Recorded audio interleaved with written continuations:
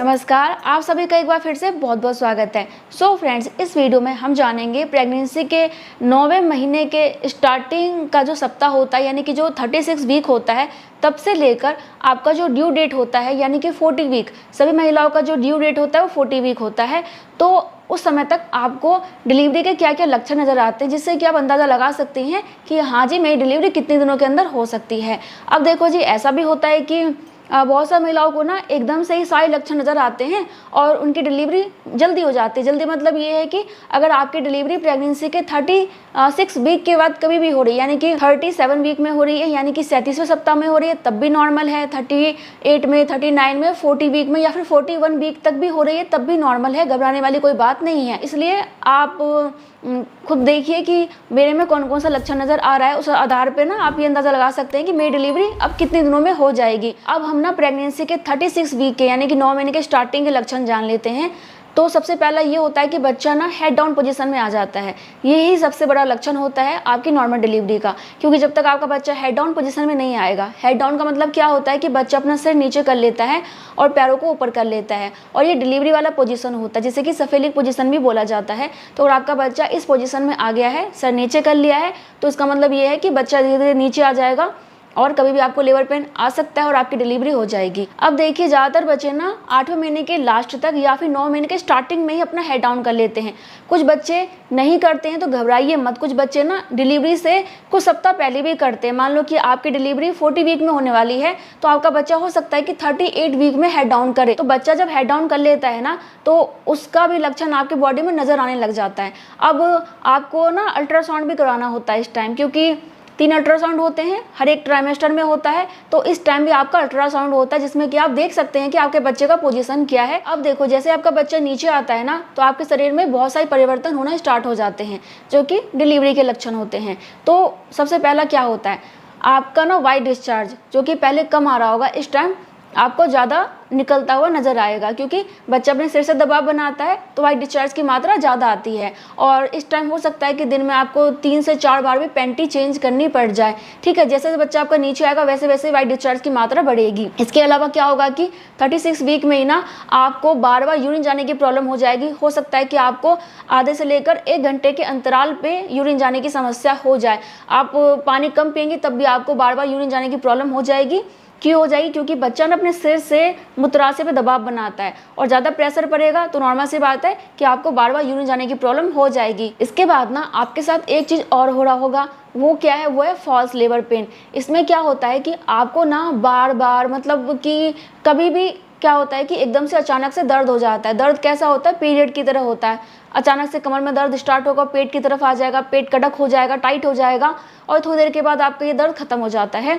ये क्या होता है, यह अभ्यास लेबर पेन होता है, जो कि आपको डिलीवरी के दौरान ऐसा ही होने वाला है। लेकिन डिलीवरी के दर्द में इसके दर्द में अंतर ये होता है कि डिलीवरी का दर्द बंद नहीं होगा, और यह जो दर्द है आपका थोड़ी देर के बाद बंद हो जाता है ना। किसी को 2 से 4 मिनट होते हैं, किसी को हो सकता है कि आधा घंटा भी हो, लेकिन उसके बाद बंद हो जाएगा। तो इस चीज़ का भी ध्यान रखिए। अगर आपको बार बार होते हैं तो थोड़ा समझ जाइए कि हाँ, मेरी डिलीवरी जल्दी हो जाएगी, क्योंकि ये हार्मोन्स की वजह से होता है। क्योंकि डिलीवरी के हार्मोन्स बनते हैं तो आपको बार बार जो है फॉल्स लेबर पेन भी आते हैं। और हाँ देखिए, 36 वीक से ही ना जब आपका बच्चा हेड डाउन कर लेता है तो क्या होता है कि आपका पेट ना काफ़ी बड़ा हो जाता है। जब आपका पेट बड़ा हो जाएगा तो क्या होगा कि आपको ना काफ़ी ज़्यादा नीचे के एरिया में, आपके प्राइवेट पार्ट में और पूरे जो पेल्विक एरिया होता है ना, उसमें काफ़ी ज़्यादा दर्द और दबाव महसूस होता है। इसके अलावा क्या होगा कि जब आपका बच्चा हेड डाउन कर लेगा ना, तो आपको बच्चे की हलचल पेट के ऊपर के हिस्से में ज़्यादा महसूस होती है, क्योंकि बच्चा अपने पैरों को ज़्यादा चलाता है। तो नाभि के आसपास यानी कि ऊपर के हिस्से में आपको बहुत ज़्यादा बच्चे की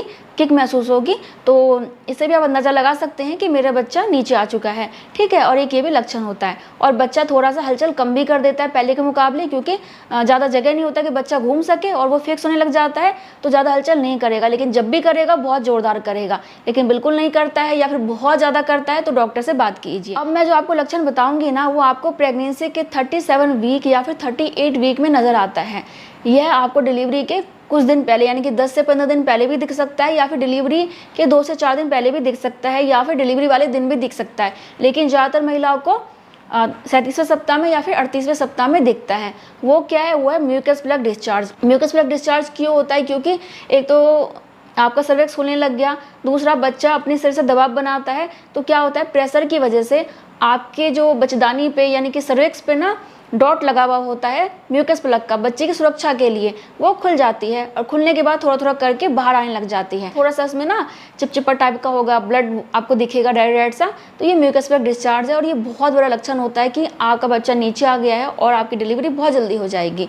ठीक है, तो ये मोस्टली आपको 37 वीक या फिर 38 वीक में दिखाई देता है। ठीक है, एक ये लक्षण है। बाकी देखो जी, जैसे कि आपको यूरिन जाने की प्रॉब्लम हो रही थी पहले 1-1 घंटे पे, अब आपको हो सकता है कि आधे घंटे पे या फिर 20 मिनट के अंतराल पे भी यूरिन जाने की प्रॉब्लम होने लग जाए, है ना। और जो आपको दर्द हो रहा था उसकी मात्रा भी बढ़ जाए पहले से, क्योंकि बच्चा जैसे जैसे नीचे आएगा और नीचे आएगा आपको और ज़्यादा दर्द होगा, प्राइवेट पार्ट में भी होगा, पूरे पेल्विक एरिया में होगा, तो दर्द भी आपका बढ़ सकता है। उठने बैठने में, चलने में बहुत ज़्यादा परेशानी होगी, करवट बदलने में परेशानी होगी, तो ये भी धीरे धीरे आपका बढ़ता चला जाएगा।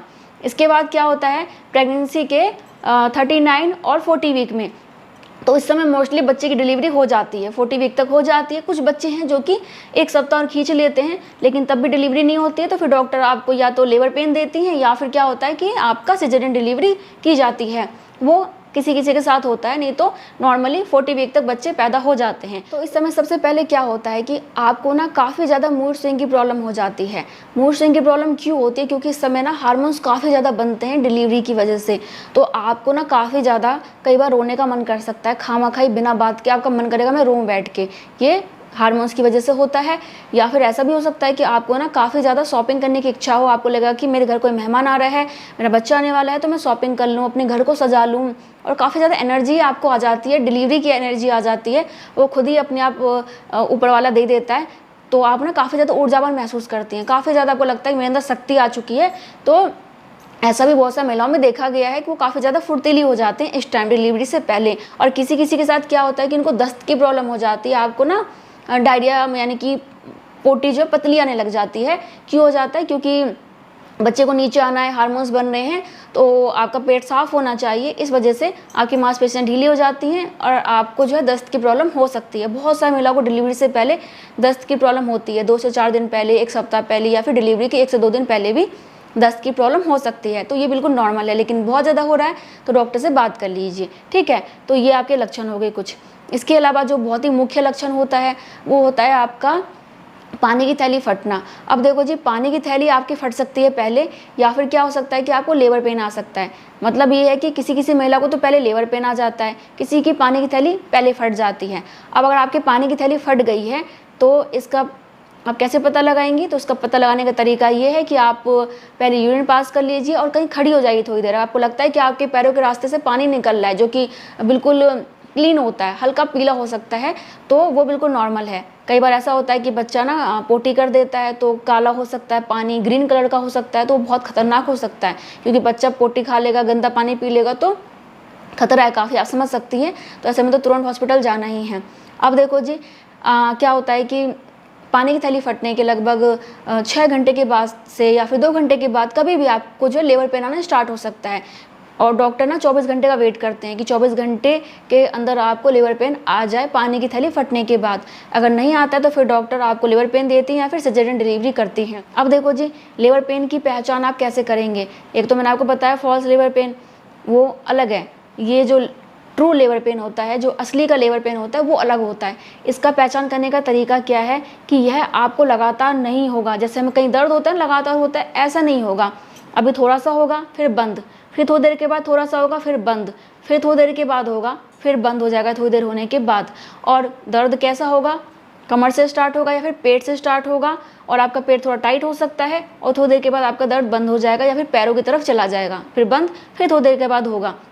मतलब ये है कि जैसे जैसे आपके बच्चेदानी का मुंह खुलेगा वैसे वैसे ही आपको दर्द होगा और वैसे वैसे ही आपका दर्द बढ़ता चला जाएगा। यानी कि बच्चेदानी का मान लो कि 2 से 3 सेंटीमीटर खुला है तो उस हिसाब से दर्द होगा, 5 सेंटीमीटर खुल गया तो उस हिसाब से दर्द आपका बढ़ जाएगा, 6 सेंटीमीटर खुल रहा है तो थोड़ा दर्द और बढ़ जाएगा।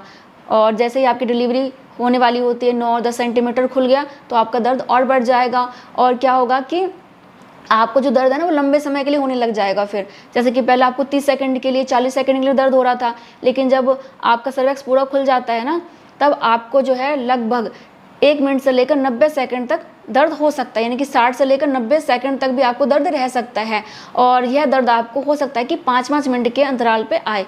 पहले आपको हो सकता है कि 10 से 15 मिनट के अंतराल पे दर्द आए, लेकिन डिलीवरी होने से पहले आपको 5-5 मिनट पे दर्द आता है और बहुत ज़ोरदार आता है, और आपके बच्चेदानी का मुंह अच्छे से खुल जाता है और आपकी डिलीवरी हो जाती है। तो ये लेबर पेन का पहचान है, आप ऐसे कर सकती हैं। और हाँ देखो, जैसे मैंने आपको बताया कि आपको ना यूरिन हो सकता है कि 20-25 मिनट के अंतराल पे आए, तो इस टाइम क्या होगा कि आपको 10-10 मिनट के अंतराल पे, और जैसे जैसे बच्चा और नीचे आएगा आपको हो सकता है कि 5-5 मिनट के अंतराल पे भी यूरिन जाने की प्रॉब्लम हो जाए। देखो, ये जो डिलीवरी के लक्षण होते हैं ना, वो अलग अलग महिलाओं में अलग अलग होते हैं। हो सकता है कि किसी महिला को कुछ और भी लक्षण नज़र आता हो, कुछ और भी चीज़ें महसूस हो रही हों, तो ये हो जाता है। सबका एक्सपीरियंस अलग अलग ही होता है, लेकिन ये कुछ चीज़ें हैं जो कि मोस्टली सभी के साथ होती ही हैं। किसी के साथ कम होती है, किसी के साथ ज़्यादा होती हैं, या फिर किसी को 2-4 लक्षण नज़र आते हैं, किसी को उससे ज़्यादा आ सकते हैं, या फिर हो सकता है कि उसके को समझ में नहीं आए कि मेरे साथ क्या हो रहा है। लेकिन लेबर पेन आएगा तो आपको समझ में आ ही जाएगा कि लेबर पेन आ रहा है। तो बस यही कि अपने डॉक्टर के संपर्क में रहिए, और कुछ भी समझ में नहीं आता है तो वो जैसा कहते हैं वैसा कीजिए। और मैं आप लोगों से मिलूंगी नेक्स्ट वीडियो में। तब तक के लिए bye bye, thank you so much, नमस्ते।